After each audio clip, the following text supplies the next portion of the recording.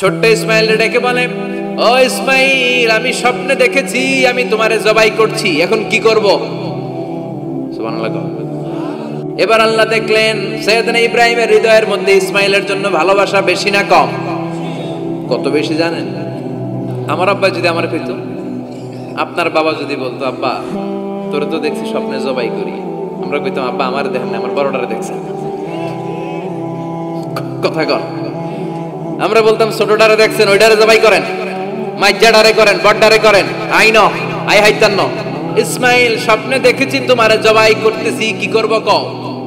সাইয়েদনা ইব্রাহিম এই প্রশ্ন করার পরে সাইয়েদনা ইসমাইল বললেন, ক্বালা ইয়া আবাতি ফাআল মা তুমার। বাবা, আপনি স্বপ্নে যা দেখেছেন ঠিক তাই করেন, যা দেখেছেন তাই করেন। আমগো পোলাগুলাও পোলা, উনার পোলাও পোলা। সাতাজিদুনি ইনশাআল্লাহু মিনাস সাবিরিন। আব্বা, আমি তো ডরাই না, আপনি ডরায়েন না। আমি ভয় পাই নাই, আমি ভয় আছে, আপনি ভয় পান কিনা? আল্লাহু আকবার।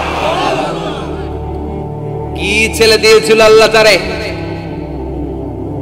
ইফআল মা তুমার সাতাজিদুনি ইনশাআল্লাহু মিনাস সাবিরিন। ও বাবা, আপনি ভয় পায়েন না, ইনশাআল্লাহ আপনি আমারে ধৈর্যশীল দেখতে পাবেন, আপনি আমারে ধৈর্যশীল দেখতে পাবেন।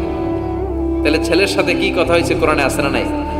বলতে দেরি, ছুরি নিয়ে গলার মধ্যে ছুরি চালাতে 1 সেকেন্ডও দেরি করে নাই। সুবহানাল্লাহ পড়েন। তার মানে এই পরীক্ষায়ও আল্লাহ বলেন, ক্বাদ সাদ্দাকতার রুইয়া ইন্না কাযালিকা নাজজিল মুহসিনিন। ইব্রাহিম, ছুরি আর চালায়ও না। ইসমাইলকে মারা আমার উদ্দেশ্য না, তোমার হৃদয়টা দেখা উদ্দেশ্য। এই ইসমাইল মরে গেলে তো সব ঘটনা উলটপালট লেগে যাবে, কারণ আখিরি জামানার পয়গম্বর বিশ্বনবী মুহাম্মদ রাসূলুল্লাহ সাল্লাল্লাহু আলাইহি ওয়াসাল্লাম এই ইসমাইলের বংশে পৃথিবীতে আগমন করবে। চিল্লায় কোন ঠিক কিনা?